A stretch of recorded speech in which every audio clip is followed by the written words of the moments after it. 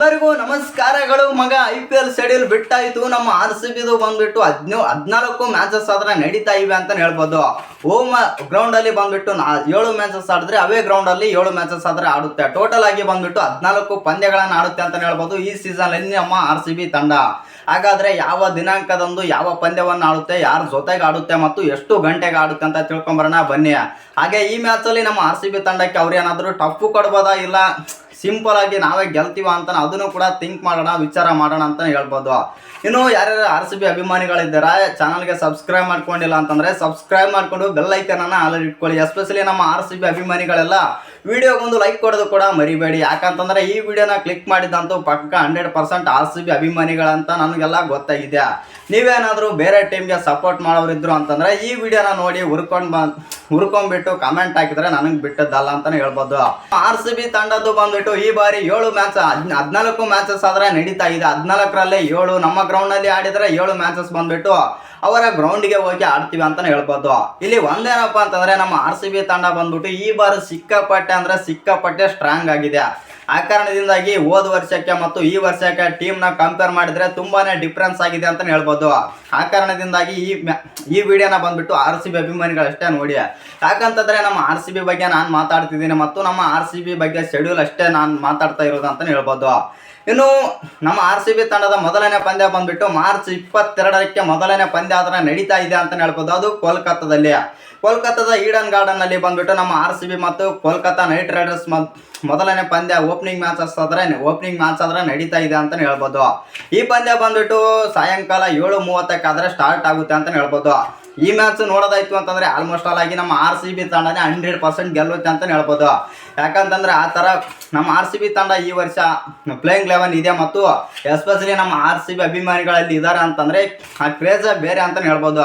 ಆ ಕಾರಣದಿಂದಾಗಿ opening match ಇದ್ರು ಈಡನ್ ಗಾರ್ಡನ್ ನಲ್ಲೇ ಇದ್ರು ನಮ್ಮ RCB ತಂಡನೇ ಗೆಲ್ಲೋದು ಈ ಮ್ಯಾಚ್ ಅನ್ನ. ಇದು ಮಾತ್ರ ಪಕ್ಕ ಬರ್ದಿಟ್ಕೊಳ್ಳಿ.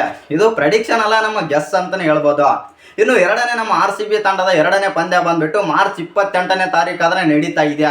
ಅದು ಚೆನ್ನೈ ವರ್ಸಸ್ RCB ಅಂತಾನೆ ಹೇಳ್ಬೋದು. ನಮ್ಮ ಬದ್ಧ ವೈರಿಗಳು ಚೆನ್ನೈ ವಿರುದ್ಧ ನಮ್ಮ RCB ತಂಡದ್ದು ಎರಡನೇ ಪಂದ್ಯ ನಡೀತಾ ಇದೆ ಮಾರ್ಚ್ 28ನೇ ತಾರೀಕು. ಅದು ಬಂದ್ಬಿಟ್ಟು ರಾತ್ರಿ ಸಾಯಂಕಾಲ 7:30ಕ್ಕೆ ಆದ್ರೆ ನಡೀತಾ ಇದೆ ಅಂತ ಹೇಳ್ಬೋದು. ಈ ಮ್ಯಾಚ್ ಅಲ್ಲಿ ಚೆನ್ನಾಗಿ ಗೆಲ್ಬೋದಾ, ನಮ್ಮ RCB ತಂಡ ಗೆಲ್ಬೋದಾ ಅಂತ ನೋಡೋದಾಯ್ತು ಅಂತಂದ್ರೆ ಈ ಮ್ಯಾಚ್ ಅಲ್ಲೂ ಕೂಡ ನಮ್ಮ RCB ತಂಡನೇ ಗೆಲ್ತಾರೆ ಗುರು. ಯಾಕಂತಂದ್ರೆ ಚೆನ್ನೈಗೆ ನಾವು ಸಪೋರ್ಟ್ ಮಾಡೋದಿಲ್ಲ ಮತ್ತು ಅದು ಗೆದ್ರೂ ಕೂಡ ನಾವು ಅದನ್ನ ಗೆದ್ದಿದೆ ಅಂತಂದು ಒಪ್ಕೋದಿಲ್ಲ ಅಂತ ಹೇಳ್ಬೋದು. ಯಾಕಂತಂದ್ರೆ ಅವ್ರು ಆ ಥರ ಫಿಕ್ಸಿಂಗ್ ಏನಾದರೂ ಮಾಡ್ಕೊಂಡು ಗೆದ್ದಿರ್ತಾರೆ ಅಂತ ಹೇಳ್ಬೋದು. ಒಟ್ಟಿನಲ್ಲಿ CSK ಬದ್ಧ ವೈರಿಗಳಂತ ಹೇಳ್ಬೋದು ನಾವು. ಇನ್ನು ನಮ್ಮ RCBಯ ಮೂರನೇ ಪಂದ್ಯ ಬಂದ್ಬಿಟ್ಟು ಏಪ್ರಿಲ್ 2ನೇ ತಾರೀಕು ಆದ್ರೆ ನಡೀತಾ ಇದೆ. GT ಗುಜರಾತ್ ಟೈಟನ್ಸ್ ವರ್ಸಸ್ ನಮ್ಮ RCB ತಂಡ ಆದ್ರೆ ನಡೀತಾ ಇದೆ ಅಂತ ಹೇಳ್ಬೋದು. ಇದು ಬಂದ್ಬಿಟ್ಟು ನಮ್ಮ ಹೋಮ್ ಗ್ರೌಂಡ್ ಆದಂತ ಚಿನ್ನಸ್ವಾಮಿಯಲ್ಲಿ ಆದ್ರೆ ನಡೀತಾ ಇದೆ.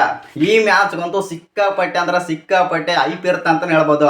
ಯಾಕಂತಂದ್ರೆ ಎಸ್ಪೆಷಲಿ 2025ರ IPL ಅಲ್ಲಿ ನಮ್ಮ RCBಯ ಮೊದಲನೇ ಪಂದ್ಯ ಚಿನ್ನಸ್ವಾಮಿಯಲ್ಲಿ ನಡೀತಾ ಇದೆ ಅಂತ ಹೇಳ್ಬೋದು. ಈ ಪಂದ್ಯ ಬಂದ್ಬಿಟ್ಟು ರಾತ್ರಿ 7:30ಕ್ಕೆ ಅಂದ್ರೆ ಸಾಯಂಕಾಲ 7:30ಕ್ಕೆ ಆದ್ರೆ ನಡೀತಾ ಇದೆ ಅಂತ ಹೇಳ್ಬೋದು. ಈ ಪಂದ್ಯದಲ್ಲಿ RCB ಗೆಲ್ಬೋದಾ, ಗುಜರಾತ್ ಗೆಲ್ಬೋದಾ ಅಂತ ನೋಡೋದಾಯ್ತು ಅಂತಂದ್ರೆ 90% ಪಕ್ಕ ನಮ್ಮ RCB ತಂಡನೇ ಗೆಲ್ಲೋದಂತಾನೆ ಹೇಳ್ಬೋದು ಈ ಪಂದ್ಯದಲ್ಲಿ.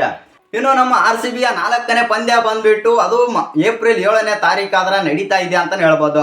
ಈ ಪಂದ್ಯ ಬಂದ್ಬಿಟ್ಟು ಮುಂಬೈ ವಿರುದ್ಧ ಆದ್ರೆ ನಡೀತಾ ಇದೆ. ಅದು ಮುಂಬೈನ ವಾಂಖೇಡೆ ಸ್ಟೇಡಿಯಂನಲ್ಲಿ ಆದ್ರೆ ನಡೀತಾ ಇದೆ. ಈ ಪಂದ್ಯದಲ್ಲಿ ಮುಂಬೈ ಗೆಲ್ಬೋದಾ, ನಮ್ಮ RCB ಗೆಲ್ಬೋದಾ ಅಂತ ನೋಡೋದಾಯ್ತು ಅಂತಂದ್ರೆ ಈ ಮ್ಯಾಚಲ್ಲಿ ಬಂದ್ಬಿಟ್ಟು ಸ್ವಲ್ಪ ಟಫ್ ಕೊಡೋ ಚಾನ್ಸಸ್ ಆದ್ರೆ ಇದೆ ಅಂತ ಹೇಳ್ಬೋದು. ಮುಂಬೈ ಟೀಮ್ ಸ್ವಲ್ಪ ಏನೋ ಟೀಮ್ನಲ್ಲಿ ಬೌಲಿಂಗ್ ಡೆಪ್ತ್ ಕೂಡ ಚೆನ್ನಾಗಿದೆ. ಬೌಲಿಂಗಲ್ಲೂ ಕೂಡ 3ಕ್ಕೆ 3 ಪೇಸರ್ಸ್ ಕೂಡ ಚೆನ್ನಾಗಿದ್ದಾರೆ ಅಂತ ಹೇಳ್ಬೋದು. ಇನ್ನು ಬ್ಯಾಟಿಂಗ್ ಲೈನಪ್ ಕೂಡ ಅದೇ ಥರ ಇದೆ. ನಮ್ಮ RCBಗೆ ಸ್ವಲ್ಪ ಹೋಲಿಸ್ಕೊಂಡ್ರೆ ಸ್ವಲ್ಪ ಡಲ್ ಆಗಿದೆ ಅಂತ ಹೇಳ್ಬೋದು ಮುಂಬೈದವ್ರದ್ದು. ಆ ಕಾರಣದಿಂದಾಗಿ ಸ್ವಲ್ಪ ಟಫ್ ಆದರೆ ಕೊಡ್ತಾರೆ ಮುಂಬೈ ಅವರು.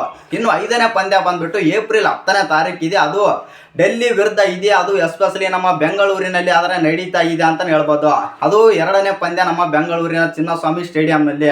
ಈ ಪಂದ್ಯ ಬಂದ್ಬಿಟ್ಟು ರಾತ್ರಿ 7:30ಕ್ಕೆ ಆದರೆ ನಡೀತಾ ಇದೆ.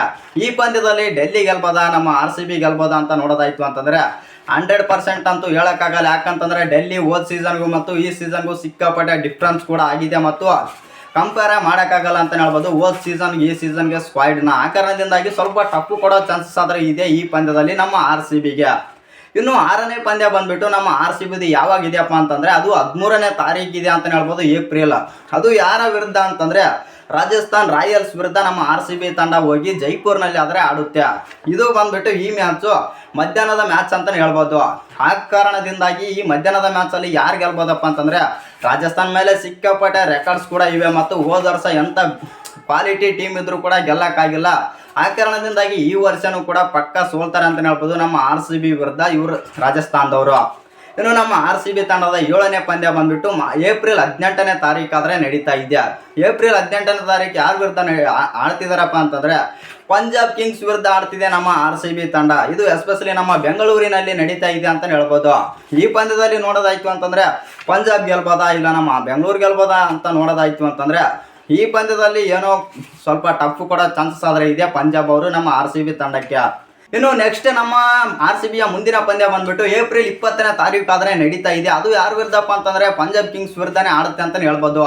ಒಂದೇ ದಿನ ಗ್ಯಾಪ್ ತಗೊಂಡು ಮತ್ತೆ ಹೋಗಿ ಚಂಡೀಗಢದಲ್ಲಿ ಬಂದುಬಿಟ್ಟು ನಾವು ಅವ್ರ ಸ್ಟೇಡಿಯಂನಲ್ಲಿ ಹೋಗಿ ಆಡ್ತೀವಿ ಅಂತಲೇ ಹೇಳ್ಬೋದು ಪಂಜಾಬ್ ವಿರುದ್ಧ RCB.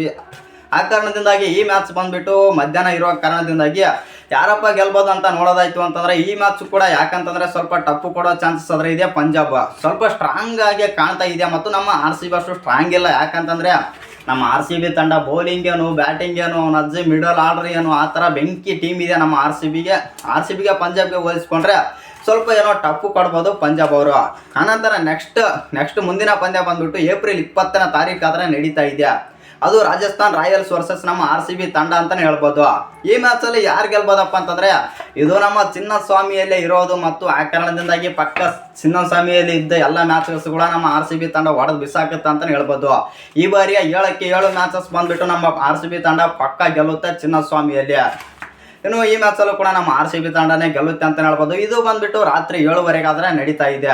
ಇನ್ನು ನಮ್ಮ RCB ತಂಡ ಮುಂದಿನ ಪಂದ್ಯ ಯಾರ ವಿರುದ್ಧ ಆಡ್ತಿದಾರಪ್ಪ ಅಂತಂದ್ರೆ ಅದು ಡೆಲ್ಲಿಯ ವಿರುದ್ಧ ಆಡ್ತಾ ಇದ್ದಾರೆ ಅಂತ ಹೇಳ್ಬೋದು. ಏಪ್ರಿಲ್ ಅಲ್ಲಿ ಕೊನೆಯ ಪಂದ್ಯ ಆಡ್ತಾರೆ ನಮ್ಮ RCB ತಂಡ, ಅದು ಡೆಲ್ಲಿಯ ವಿರುದ್ಧ. ಇದು ಬಂದ್ಬಿಟ್ಟು 7:30ಕ್ಕೆ ಆದ್ರೆ ನಡೀತಾ ಇದೆ ಅಂತ ಹೇಳ್ಬೋದು.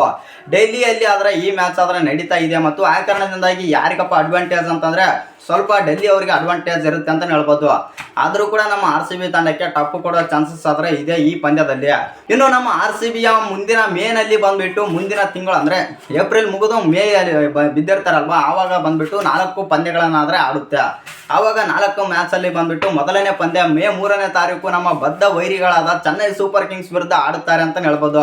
ಅದು ಎಸ್ಪೆಷಲಿ ನಮ್ಮ ಚಿನ್ನಸ್ವಾಮಿಯಲ್ಲಿ ಆಡ್ತಾರೆ. ಆ ಕಾರಣದಿಂದಾಗಿ ಬರ್ತಾರೆ, ಗುಮ್ಸ್ಕೊಂಡು ಹೋಗ್ತಾರೆ, ಏನು ಡೌಟೇ ಬೇಡ. ಈ ಪಂದ್ಯ ಬಂದ್ಬಿಟ್ಟು ನಮ್ಮ RCB ಪಕ್ಕ ಗೆಲ್ತಾರೆ ಅಂತ ಹೇಳ್ಬೋದು. ಈ ಮ್ಯಾಚ್ ಅಂತೂ ಪಕ್ಕ 100% ಗೆಲ್ತಾರೆ ನಮ್ಮ ಚಿನ್ನಸ್ವಾಮಿಯಲ್ಲಿ. ಇನ್ನೊಂದು ಬಂದ್ಬಿಟ್ಟು 9ನೇ ತಾರೀಕಾದ್ರೆ ನಡೀತಾ ಇದೆ, ಮೇ ಅಲ್ಲಿ 2ನೇ ಮ್ಯಾಚ್. ಅದು ಯಾರ ಜೊತೆಪ್ಪ ಅಂತಂದ್ರೆ LSG ಜೊತೆ ನಡೀತಾ ಇದೆ ನಮ್ಮ RCB ತಂಡ, ಮೇನಲ್ಲಿ 2ನೇ ಮ್ಯಾಚ್. ಇದು ಬಂದ್ಬಿಟ್ಟು ಲಕ್ನೋನಲ್ಲಿ ಆದ್ರೆ ನಡೀತಾ ಇದೆ ಮತ್ತು ಆ ಕಾರಣದಿಂದಾಗಿ ಲಕ್ನೋನ ಏನಾದರೂ ಸ್ವಲ್ಪ ಕೀಳಾಗಿ ನೋಡ್ಬಾರ್ದು ಅಂತ ಹೇಳ್ಬೋದು. ಯಾಕಪ್ಪ ಅಂತಂದ್ರೆ ಕಳೆದ ವರ್ಷ ಟೀಮ್ಗಿಂತನೂ ಕೂಡ ಈ ವರ್ಷ ಸ್ಟ್ರಾಂಗ್ ಆಗಿದೆ. ಒಂದೇನಂತಂದ್ರೆ ನಮ್ಮ ಕನ್ನಡಿಗ KL ರಾಹುಲ್ ಆ ಟೀಮ್ನಲ್ಲಿ ಇಲ್ಲ, ಅದೊಂದು ಸ್ವಲ್ಪ ಬೇಜಾರು ಅಂತಲೇ ಹೇಳ್ಬೋದು. ಒಟ್ಟಿನಲ್ಲಿ ಟಫ್ ಕೊಡೋ ಚಾನ್ಸಸ್ ಆದರೆ ಇದೆ ಈ ಪಂದ್ಯದಲ್ಲಿ. ಇನ್ನು 2 ಮ್ಯಾಚಸ್ ಆದರೆ ಇವೆ ಅಂತಲೇ ಹೇಳ್ಬೋದು. ಲಾಸ್ಟ್ ನಮ್ಮ RCBಯು ಈ ತಿಂಗಳಲ್ಲಿ ಮೇ ತಿಂಗಳಲ್ಲಿ ಅದು ಯಾವ್ಯಾವಪ್ಪ ಅಂತಂದರೆ ಮೇ 13ನೇ ತಾರೀಕು ಬಂದ್ಬಿಟ್ಟು SRH ಮತ್ತು ನಮ್ಮ RCB ತಂಡ ಕಾದಾಟ ಆದರೆ ಮಾಡಲಿವೆ. ಎಸ್ಪೆಷಲಿ ಅದು ನಮ್ಮ ಬೆಂಗಳೂರಲ್ಲಿ ಇರೋ ಕಾರಣದಿಂದಾಗಿ ಪಕ್ಕ ಉರಿಸೋದು, ಬಗ್ಸ್ಕೊಂಡು ಹೊಡೆಯೋದು, ಕಳಿಸೋದು ಅಷ್ಟೇ. ಪಕ್ಕ ನಮ್ಮ RCB ತಂಡ ಬಂದ್ಬಿಟ್ಟು ಈ ಮ್ಯಾಚಲ್ಲಿ ಗೆಲ್ಲುತ್ತೆ ಅಂತಲೇ ಹೇಳ್ಬೋದು.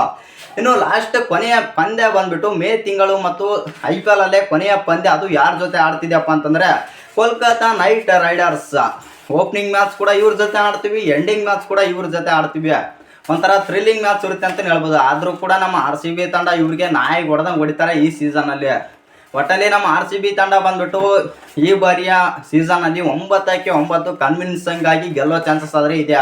ಇನ್ನೊಂದು 5 ಮ್ಯಾಚ್ ಬಂದ್ಬಿಟ್ಟು ಸ್ವಲ್ಪ ಟಫ್ನಿಂದ ಗೆಲ್ಲೋ ಚಾನ್ಸಸ್ ಆದರೆ ಇದೆ ಅಂತ ಹೇಳ್ಬೋದು. ಆಲ್ಮೋಸ್ಟ್ ಆಲ್ ಆಗಿ ಈ ಬಾರಿ ಈ ಸೀಸನಲ್ಲಿ ಬಂದ್ಬಿಟ್ಟು ಒಂದು 12 ಅಥವಾ 13 ಮ್ಯಾಚಸ್ ಆದರೆ ಗೆಲ್ಲೋ ಚಾನ್ಸಸ್ ಇದ್ರೆ ನಮ್ಮ RCB ತಂಡದ್ದು. ಇನ್ನು ನಿಮ್ಮ ಪ್ರಕಾರ ಯಾವೆಲ್ಲ ಮ್ಯಾಚಸಲ್ಲಿ ಯಾವ ಥರ ಆಡ್ಬೋದು ಮತ್ತು ನಮ್ಮ RCB ತಂಡ ಈ ಬಾರಿ CSK ವಿರುದ್ಧ 2 ಮ್ಯಾಚಸ್ ಆದರೆ ಆಡ್ತಿದೆ. ಆ ಕಾರಣದಿಂದಾಗಿ 2ಕ್ಕೆ 2 ಅವರಿಗೆ ಬಗ್ಗಿಸ್ಕೊಂಡು ಹೊಡಿತೀವ ಇಲ್ಲ ಅಂತ ಕಮೆಂಟ್ ಮಾಡೋದನ್ನು ಮರಿಬೇಡಿ. ನೀವೇನಾದರೂ RCB ಅಭಿಮಾನಿಗಳಾಗಿದ್ದರೆ ಮಾತ್ರ ಜೆನ್ಯೂನ್ ಆಗಿ ಕಮೆಂಟ್ ಮಾಡಿ.